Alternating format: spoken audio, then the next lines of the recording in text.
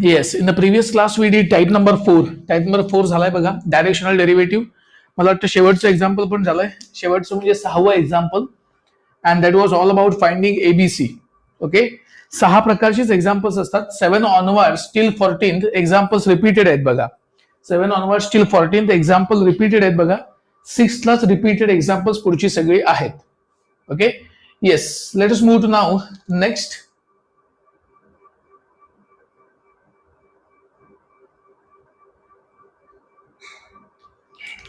Yes, आता vector डिफरन्शिएशनचा type number 5 फार महत्वाचा टाईप. Type number 5. ओके, फक्त लक्ष द्यायचं सगळ्यांनी.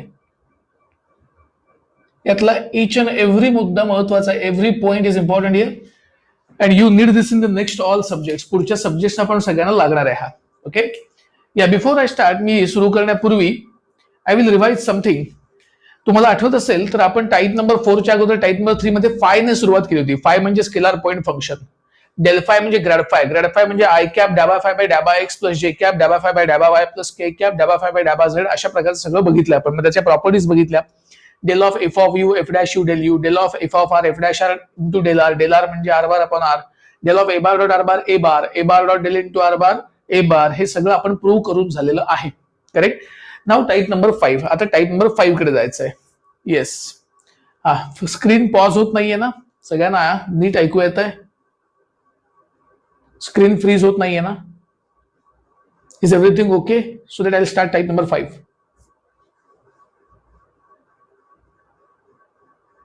येस,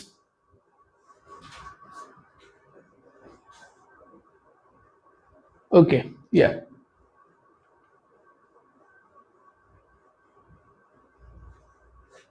चलो let us start now. Type number 5 त्यातला पहिला पॉइंट आहे. टाईप नंबर 5 मधला पहिला पॉइंट आहे divergence of a vector point function F bar. Divergence of a vector point function F bar. मग वेक्टर पॉइंट फंक्शन आणि स्केलर पॉइंट फंक्शन म्हणजे काय? तर स्केलर पॉइंट फंक्शन म्हणजे फाय. तुम्ही ऑलरेडी बघितलंय. स्केलर पॉइंट फंक्शन म्हणजे phi which you already know. आता वेक्टर पॉइंट फंक्शन म्हणजे काय? F bar. हे वेक्टर आहे, ते स्केलर आहे. स्केलर मध्ये आयजेके नसतात, वेक्टर मध्ये आयजेके असणार आहेत, and that is what F bar. आता कसं होणार डायव्हर्जन्स? डायव्हर्जन्स म्हणजे नक्की मॅथमॅटिकली काय? पहा मी कसं लिहितोय. हे असं लिहिता येतं, डायव्हर्जन्स एफ बार. डायव्हर्जन्स म्हणजे काय? Del with dot. लक्षात घ्या, डेल सोबत डॉट आला ना की त्याला डायव्हर्जन्स म्हणायचं. डेल इंटू फाय असेल म्हणजे मध्ये डॉट क्रॉस काही नाही, मल्टिप्लिकेशन असेल तर ते ग्रॅड झालं बघा मागच्या टाइपला. Grad phi. ग्रॅड फाय म्हणजे डेल फाय. डेल फाय म्हणजे मध्ये डॉट नाही. डेल इंटू फाय म्हणजे डेल फाय म्हणजेच काय? Grad phi. इथे डायव्हर्जन्सचा अर्थ del with dot. Del dot सोबत लिहिला की डायव्हर्जन्स झाला. मग तुम्हाला डेल माहिती आहे. डेल किती आहे? तर तुम्हाला डेल ऑलरेडी माहिती आहे. आय कॅप डॅबा बाय डॅबा एक्स प्लस जे कॅप डॅबा बाय डॅबा वाय प्लस के कॅप डॅबा बाय डॅबा झेड डॉट. डॉट काय? तर एफ बार आहे. एफ बार सुद्धा तुम्हाला माहिती आहे. F bar is F1 I cap plus F2 जे कॅप प्लस F3 के कॅप. करेक्ट, हा एफ बार आहे. आता मी डॉट प्रोडक्ट घेतो. डॉट प्रोडक्ट काय येणार? I2I J2J K2K. I2I जाऊया. सांगा मला I2I काय येणार? I2I is this into this I2I डॅबा F1 बाय डॅबा एक्स. बरोबर ना? डॅबा बाय डॅबा एक्स इंटू F1 म्हणजे डॅबा F1 बाय डॅबा एक्स. I2I घेतलं. पुढे J2J बघा, डॅबा F2 बाय डॅबा वाय. करेक्ट. K2K डॅबा F3 बाय डॅबा झेड. असं तिन्ही मिळाले बघा. F1 with respect to x, F2 with respect to Y, F3 with respect to Z. हे झालं डायव्हर्जन्स एफ बार. बरोबर. After divergence F bar I will go for the next point. हे तुम्हाला डायव्हर्जन्स एफ बार मिळालं म्हणजेच काय मिळालं? Del dot F bar. लक्षात ठेवा, डेल डॉट एफ बार हे डॉट प्रोडक्ट आहे, त्यामुळे याच्यात आयजेके नाही आहेत बघा. कारण डॉट प्रोडक्ट ही नेहमी काय असते? स्केलर क्वांटिटी असते. करेक्ट. मग याच्यात एक महत्वाची नोट आहे. नोट काय आहे बघा, नीट ऐका सगळ्यांनी. Note is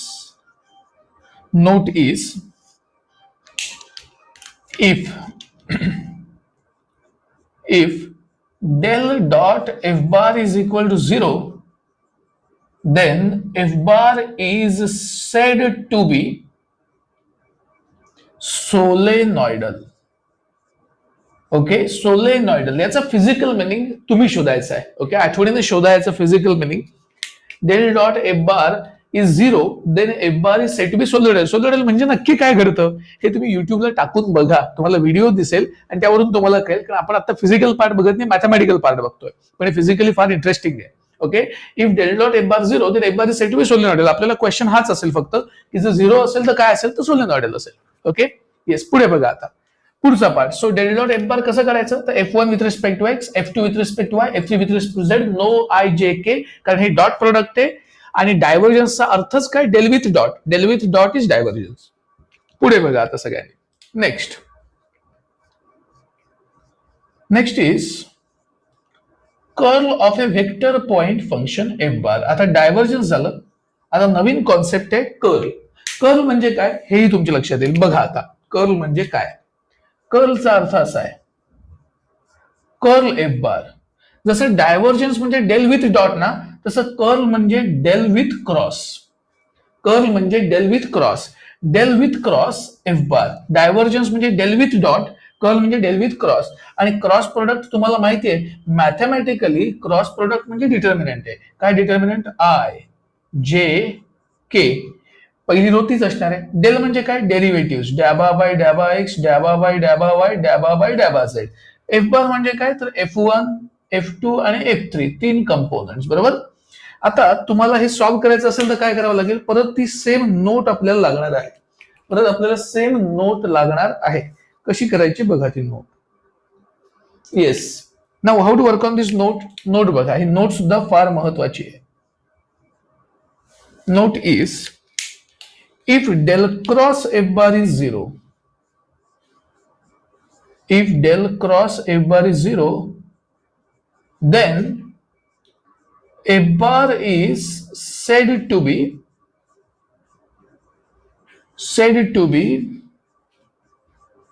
irrotational or conservative. irrotational or conservative लक्षात ठेवा.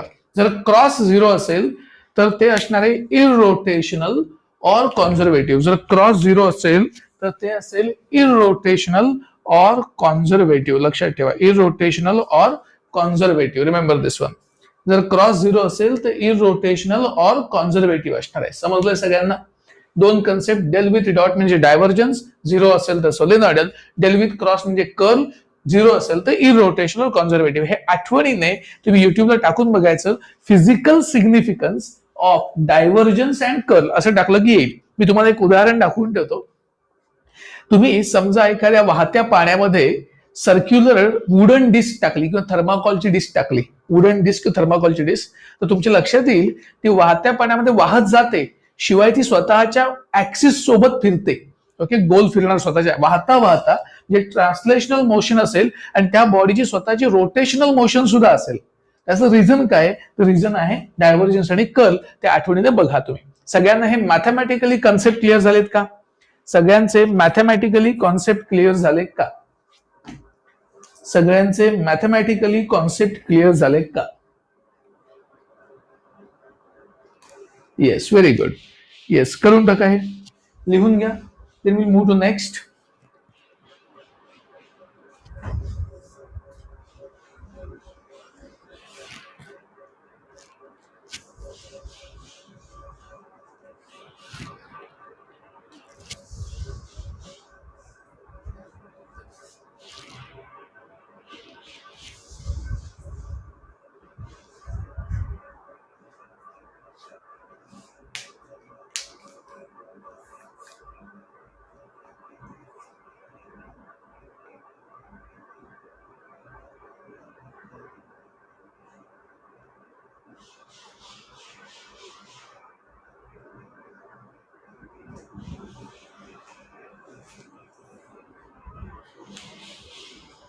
लिहून झालं की सांगा मला.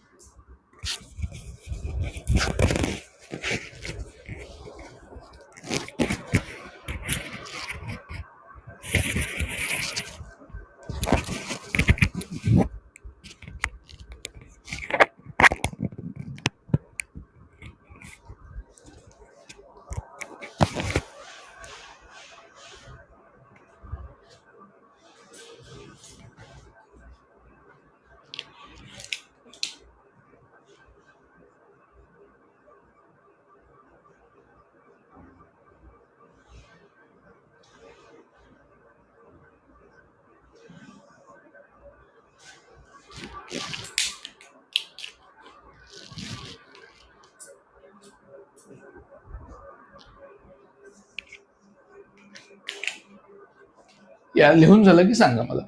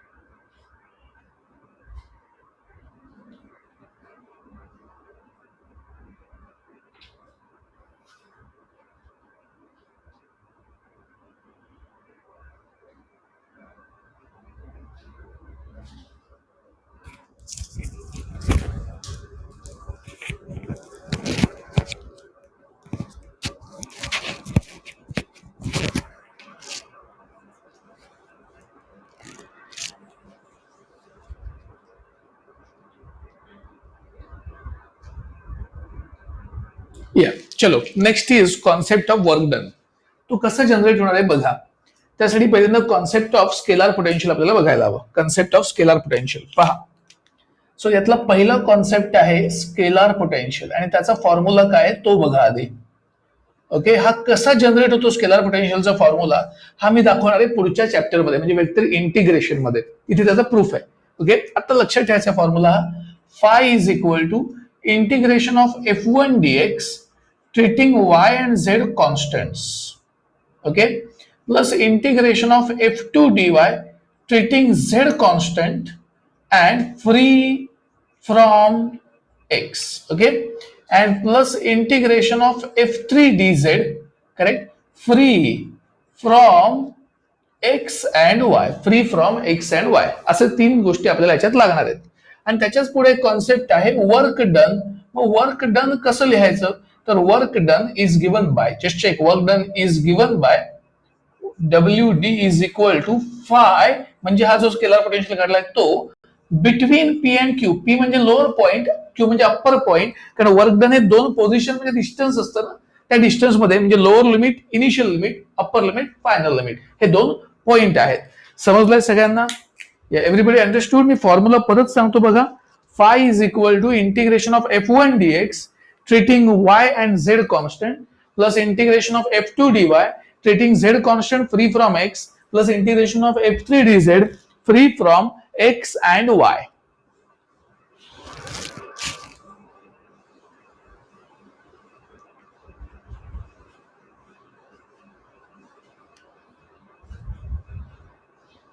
येस, हा स्केलर पोटेन्शियल फाय काढण्याचा फॉर्म्युला आणि त्याच्यावरून वर्क डन काढण्याचा फॉर्म्युला आहे phi between P and Q.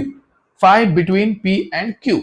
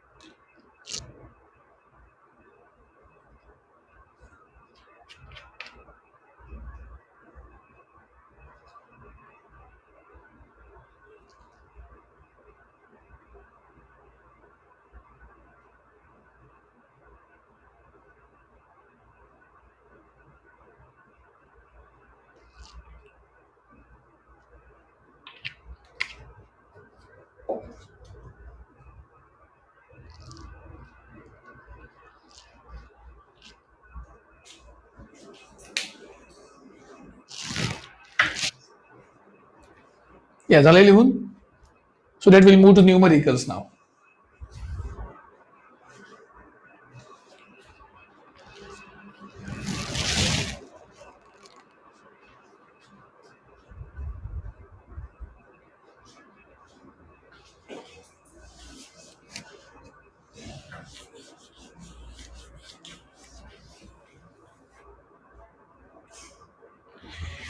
Yes.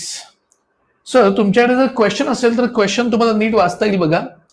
Question आहे all about finding work done. Work done काढण्यासाठीचा क्वेश्चन आहे. तुमच्याकडे बुक असेल तर तुम्हाला वाचता येईल, नसेल तर आठवणीने सगळ्यांनी कलेक्ट करा बुक. ओके, जे बाहेर गेले राहतात त्यांनी सांगा मी पोस्ट करेन तुम्हाला बुक. बुक असेल तर आपल्याला सगळं सोपं जाईल, वेळ वाचेल आपला. Okay, yes. सो क्वेश्चन अगदी कॉमन आहे, ऐका नीट. क्वेश्चन काय म्हटलंय? Prove that F bar is irrotational or conservative force field. Find it scalar potential. Scalar potential म्हणजे फाय काढा असं ते म्हणतात. Find it scalar potential and work done in moving an object from point P to Q. Question मध्ये point P to Q सुद्धा दिलाय बघा. Question मध्ये तुम्ही लक्षात आलं असेल तर हे एफ बार दिलाय आणि त्याच्यासोबत पॉइंट पी आणि क्यू पण दिलाय बघा. Okay, yes. कसं करायचं बघा, फक्त सगळ्यांनी लिहिण्याची घाई नको. ओके, चल गो फॉर पी फर्स्ट. पहा कसं करायचंय, फक्त लक्ष द्या. Yes.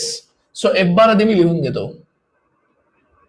F bar is equal to 2xy plus z cube i cap plus x square j cap plus 3xz square k cap. I repeat, 2xy plus z cube i cap plus x square j cap plus 3xz square k cap. P आणि Q दिलेत ते नंतर वापरतो. आता यात 4 steps येणार आहेत. नेहमी अशा प्रकारच्या प्रश्नात 4 स्टेप्सचं सोल्युशन येणार. ओके, नेहमी 4 स्टेप्सचं सोल्युशन येणार. Step number 1. स्टेप नंबर 1 मध्ये काय प्रूव्ह करायचं तर हे इररोटेशनल आहे, कारण तोच पहिला क्वेश्चन आहे. इररोटेशनल म्हणजे काय तर डेल क्रॉस एफ बारची व्हॅल्यू काय आली पाहिजे? 0 आली पाहिजे. डेल क्रॉस एफ बारची जर व्हॅल्यू 0 आली तर त्याचा अर्थ होणार आहे इररोटेशनल. Let us find. सुरू करूया आपण. पहा इररोटेशनल कसं करायचंय. सो डेल क्रॉस एफ बार. डेल क्रॉस एफ बार करूया. डेल क्रॉस एफ बार डिटर्मिनंट आहे बरोबर ना. आय कॅप डॅबा बाय डॅबा एक्स. F1 आहे 2xy प्लस झेड क्यूब. दुसरं आहे जे कॅप डॅबा बाय डॅबा वाय आणि F2 आहे एक्स स्क्वेअर. पुढचं आहे के कॅप डॅबा बाय डॅबा झेड. F3 आहे 3xz square. 3xz square. So अशा प्रकारे असणार आहे आय जे आणि के डॅबा बाय डॅबा एक्स डॅबा बाय डॅबा वाय डॅबा बाय डॅबा झेड F1 F2 आणि F3. Correct, yes. आता हे सॉल्व्ह करायचं आणि 0 येत आहे का बघायचं. कसं बघायचं बघा. आय कॅप इंटू ब्रॅकेट का leaving column and row determinant solve करायचं आहे. हे इंटू हे इंटू हे. याचा अर्थ याचा विथ रिस्पेक्ट टू वाय, याचा विथ रिस्पेक्ट टू वाय काय येणार 0. याचा with respect to Z 0. Correct, minus जे कॅप इंटू ब्रॅकेट. आता second leaving this column and row. याचा विथ रिस्पेक्ट टू एक्स, याचा with respect to X 3z square. Correct, आणि याचा विथ रिस्पेक्ट टू झेड, याचा 0, यात झेड नाहीये. Z क्यूबचा 3z square plus K cap into bracket leaving column and row. याचा with respect to X 2x. याचा with respect to Y, याचा 0 येणार आहे कारण वाय नाहीये. याचा विथ रिस्पेक्ट टू वाय येईल 2x. आणि तुमच्या लक्षात आलं असेल तर हे कॅन्सल होत आहे, हे कॅन्सल होत आहे, म्हणजे आन्सर 0 आलं. आणि तुम्हाला पहिली स्टेप मी हीच सांगितली होती, जर डेल क्रॉस एफ बार 0 आलं तर एफ बार इररोटेशनल आहे. Therefore F bar is irrotational. F bar is irrotational. Correct, irrotational आहे. करेक्ट. आता पुढची step, second step. Second step मध्ये काय करायचं तर एक स्टेटमेंट लिहायचं, कारण ते थिअरी स्टेटमेंट आहे आणि मला वाटतंय तुमच्या बुकमध्ये हे दिलेलं नाहीये, पण तरी सुद्धा तुम्ही लिहावं अशी माझी अपेक्षा आहे. That will clear the concept. Correct, काय बघा. Since F bar is irrotational. जर एफ बार इररोटेशनल आहे तरच पुढच्या गोष्टी घडतात. Since F bar is irrotational then there exist. जर इररोटेशनल असेल तरच हे होईल. then there exist scalar potential phi such that f bar is equal to del phi. Okay, हे वाक्य लिहा आठवणीने. जर इररोटेशनल असेल तरच इथे फाय शिल्लक राहील आणि ते फाय आपल्याला या फॉर्म्युलाने करता येतं. मग त्यासाठी मी फायचा डायरेक्ट फॉर्म्युला दिलाय. हा फॉर्म्युला वापरत बसण्याची गरज नाही, कारण मी तुम्हाला फाय काढण्यासाठीचा डायरेक्ट फॉर्म्युला दिलाय and that is step number 3. तीच स्टेप नंबर 3 आहे. काय फॉर्म्युला आहे बघा. फाय इज इक्वल टू लक्ष द्यायचं सगळ्यांनी. Integration of F1 dx treating yz constant plus integration of F2 dy treating z constant and free from x, बरोबर, plus integration of F3 dz free from x and Y. तुम्हाला आठवत असेल तर असं free फ्रॉमचा concept मी exact differential equation होतं बघा M2 मध्ये, पहिल्या थिअरी पहिल्या इन्सेप्टसाठी त्यात कन्सेप्ट बघितलंय तुम्ही, फ्री फ्रॉम, करेक्ट. येस, पहा कसं करायचंय आता. So this is going to be integration of F1 dx. F1 हे आहे, हे F2 आहे आणि हे F3 आहे. सो F1 dx, F1 काय बघा, 2xy plus z cube dx, correct. Treating Y Z constant, Y आणि झेड कॉन्स्टंट घ्यायचे इथे, बरोबर ना. सो इंटिग्रेशन घेते ना वाय आणि झेड कॉन्स्टंट, इथे झेड कॉन्स्टंट घ्यायचं आहे पण फ्री फ्रॉम एक्स. याचा अर्थ F2 मध्ये एक्स असेल तर ती टर्म नकोय. फ्री फ्रॉम एक्सचा अर्थ एक्स असलेली टर्म नकोय. मग वाय आणि झेड नुसते असतील तर चालतील, पण त्याच्यासोबत एक्स असेल तर ती टर्म चालणार नाही. याचा अर्थ मला फ्री फ्रॉम एक्स म्हणजे याच्यात एक्स असेल तर ती टर्म नकोय, म्हणजे 0 dy येणार का, कारण यात एक्स आहे मला. इथे मला पाहिजे free from x and Y, याचा अर्थ एक्स आणि वाय दोन्ही असतील तर नकोय मला, फक्त झेड असेल एक्सक्लुझिव्ह तर पाहिजे. ह्याच्यात आहेत का, नाही, एक्स आहे म्हणजे मला नकोय टर्म 0 dz. कळतंय. सो असं मला मिळालंय. आता मी थोडं कॅमेरा शिफ्ट करतो and then you will come to know how the process is.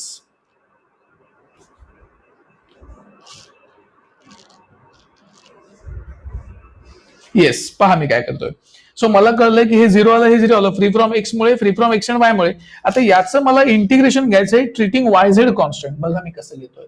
So phi is equal to finally 2x तसंच, सॉरी 2 आणि y तसंच, इंटिग्रेशन ऑफ एक्स dx काय येणार, एक्स स्क्वेअर बाय 2, 2 आणि y constant, Z cube constant, integration of dx काय येणार, x. Finished.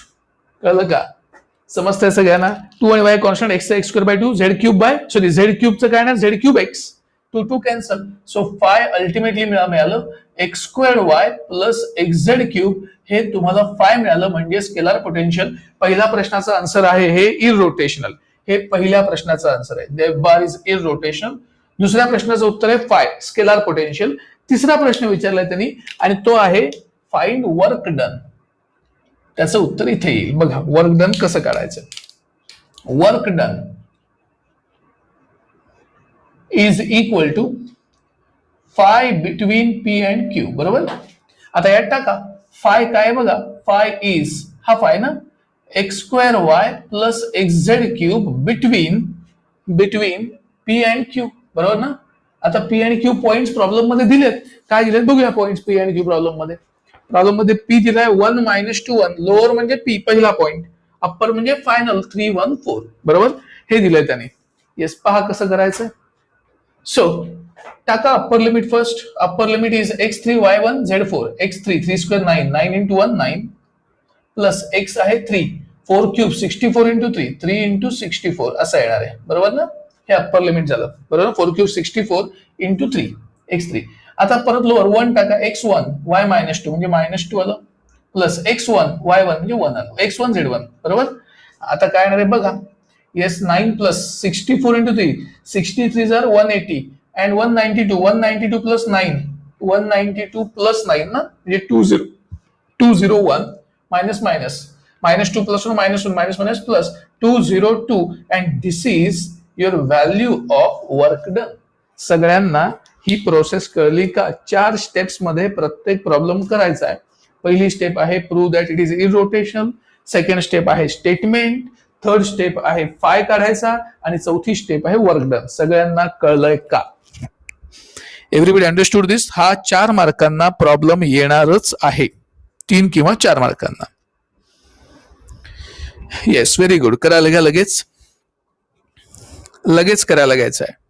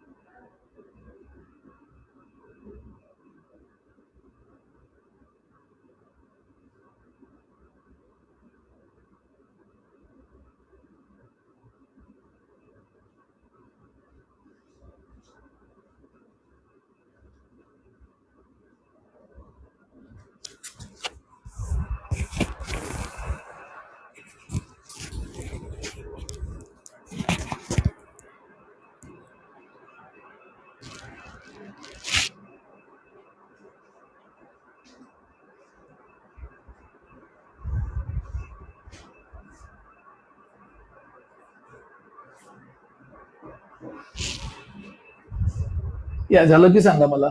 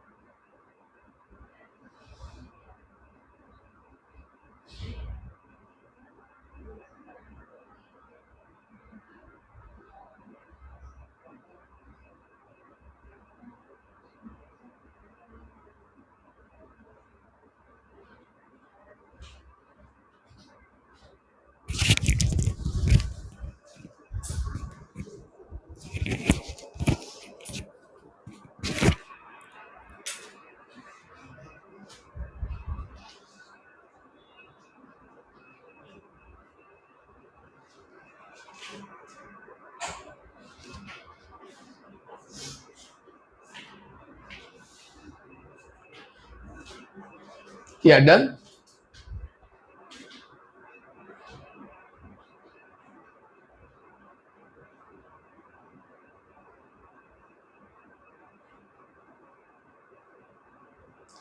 Yes. आता काही वेळा काय करतात, काही प्रॉब्लेम्स मध्ये एक्झामला वर्कडन पण विचारत नाहीत, तर ते म्हणतात की फक्त स्केलार पोटेन्शियल काढा. मग काय करणार सांगा रे?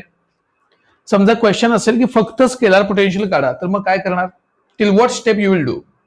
फक्त scalar potential,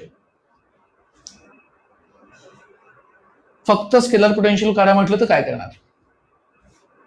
what if the question is only scalar potential? सांगा. जर फक्त स्केलार पोटेन्शियल काढा असा क्वेश्चन असेल, वर्क डन काढा असा क्वेश्चन नसेल, तर मग काय करणार?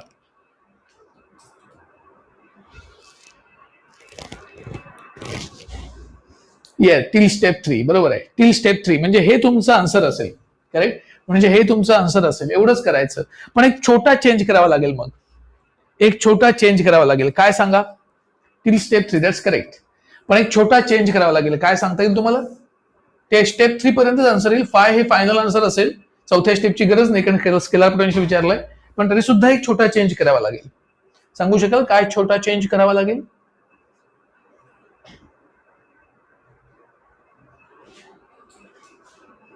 येस, दिसतोय का काही छोटा चेंज?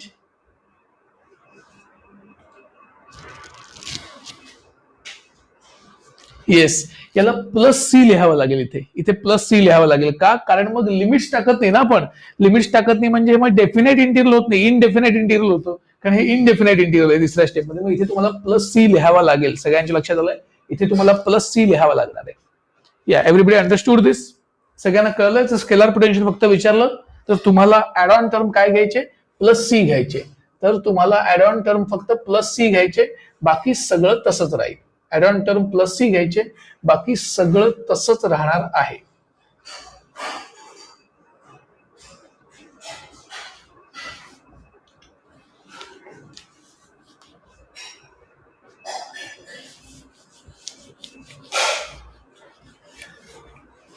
येस. चलो नेक्स्ट एक्झाम्पल नंबर 2 पहा. आता 2 थोडं डिफिकल्ट आहे इन टर्म्स ऑफ डेरिव्हेटिव्ह. तुम्ही पहा आणि मग मला सांगा. लक्ष द्या सगळ्यांना.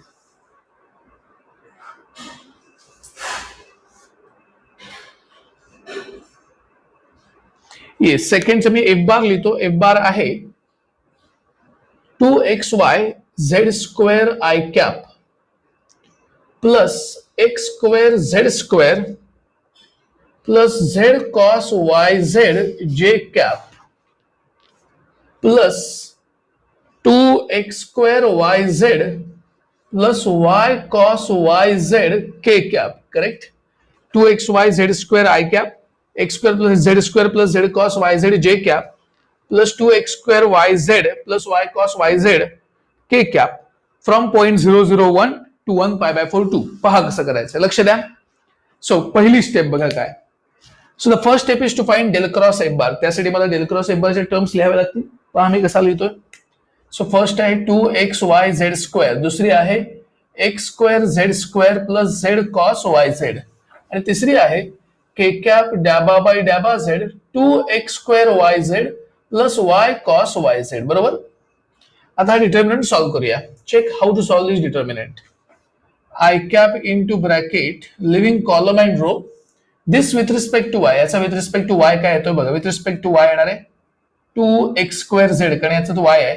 ह्याचा युव्ही रूल होईल बघा, कारण विथ रिस्पेक्ट टू y चाललंय ना. युव्ही रूल, यात y आहे यात y आहे. पहा मी काय करतोय.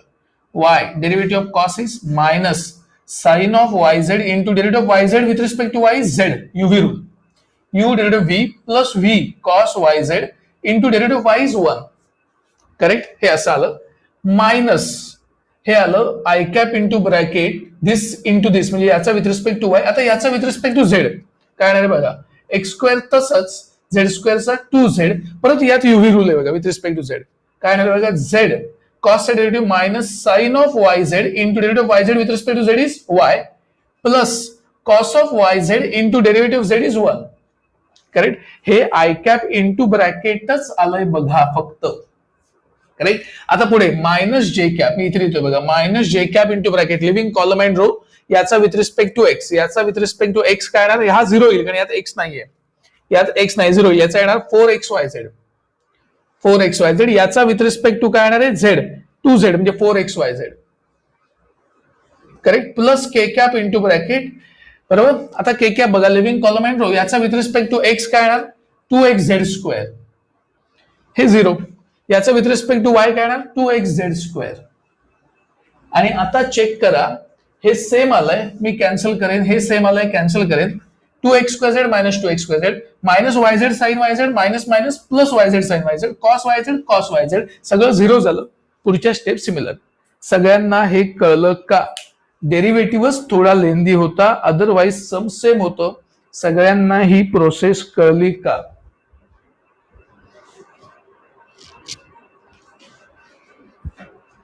थोडा डेरिव्हेटिव्ह डिफिकल्ट होता, otherwise step 1 2 3 4 are same. Yes, करून टाका. मी शेजारी पॉइंट लिहून ठेवतो, कारण ते पॉइंट तुमच्या क्वेश्चन मध्ये मेन्शन केलेले आहेत. ते पॉइंट वापरून वर्क डन करायचं आहे तुम्हाला.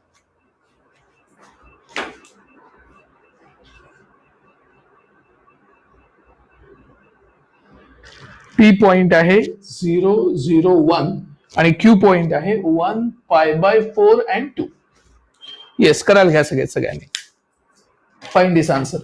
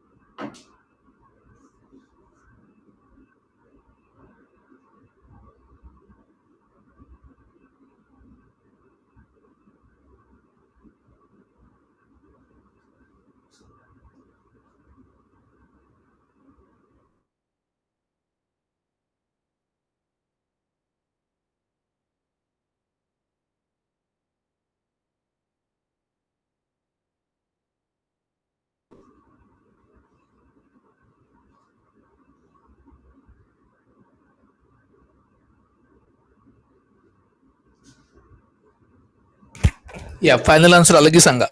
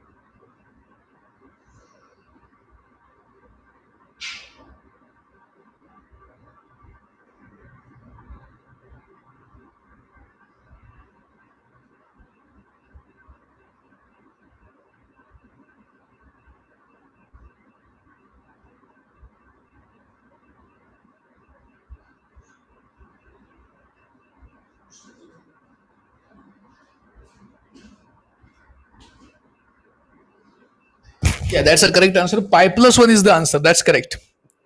यशराज चेक करा, पाय प्लस 1 आन्सर आहे. फ्रॅक्शन मध्ये आणा आन्सर, डेसिमल्स मध्ये आणू नका. पाय प्लस 1 हे आन्सर आहे. पाय प्लस 1 हे आन्सर आहे. पाय प्लस 1 हे आन्सर आहे. हा चेक करा सगळ्यांनी, पाय प्लस 1 हे आन्सर आलंय का.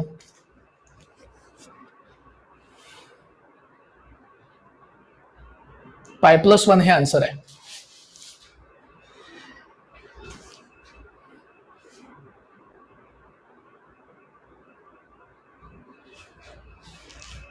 येस. सो आता दोन वेगळ्या प्रकारचे क्वेश्चन्स आहेत, ते पण पुढच्या लेक्चरला घेणार आहे. त्यापूर्वी तुम्ही मला होमवर्क करून टाकायचा, याच बॅचच्या चॅट मध्ये सबमिट करा लगेच होमवर्क. कुठला सांगतो मी, ह्याचा फोटो पाठवतो, 2 फोटोज पाठवतो. हा क्वेश्चन 1 मध्ये टोटल 5 क्वेश्चन्स आहेत. टोटल 6 क्वेश्चन्स आहेत, त्यातले 2 आपण केलेत, उरलेले 4 तुम्हाला करायचे. लगेच करून टाका आजच. आणि क्वेश्चन 2 मध्ये 5 क्वेश्चन्स आहेत, त्यात फक्त स्केलर पोटेन्शियल करायचे, पॉईंट दिलेला नाही. ओके. सो हे दोन्ही क्वेश्चन आत्ताच्या आत्ता सगळ्यांनी करून टाकून द्या. चॅटमध्ये सोल्युशनचे फोटो टाकायचे तुम्ही. मी तुम्हाला या क्वेश्चनचे फोटो लगेच चॅटमध्ये टाकतो. सगळ्यांना आजचा हा कॉन्सेप्ट कळलाय का वर्कडनचा? सगळ्यांना आजचा हा कॉन्सेप्ट कळलाय का वर्कडनचा? आज आपण 2 लेक्चर घेतली. पहिल्या लेक्चरमध्ये लॅपलेस ट्रान्सफॉर्मची 4-5 थिअरम्स घेतली आहेत आणि आज लेक्चरमध्ये वेक्टर डिफरन्शिएशनचा हा कॉन्सेप्ट घेतलाय. ओके. उद्या पण ट्राय करू की 2 लेक्चर्स घेता येतात का, म्हणजे पॅरलली 2 टॉपिक्स माझे चालू राहतील. ओके.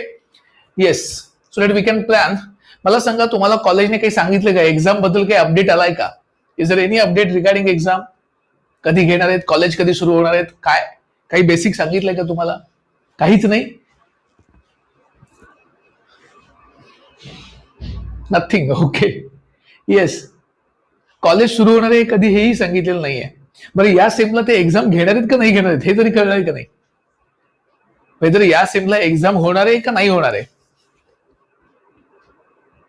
या सेमला एक्झाम होणार आहे का नाही होणार आहे त्याच्याबद्दल सुद्धा काहीच सांगितलं नाहीये. बर.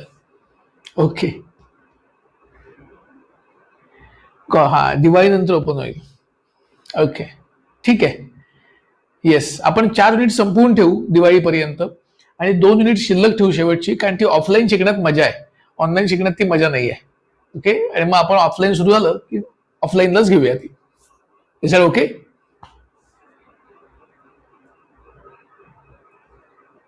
येस, म्हणजे अजून कुठलीच गोष्ट क्लिअर नाहीये या सेमची. येस, चालेल. Thank you. Will conclude the session. मी तुम्हाला लगेच फोटो टाकतो, तुम्ही होमवर्क करून टाका. Yes, thank you very much. Good night all.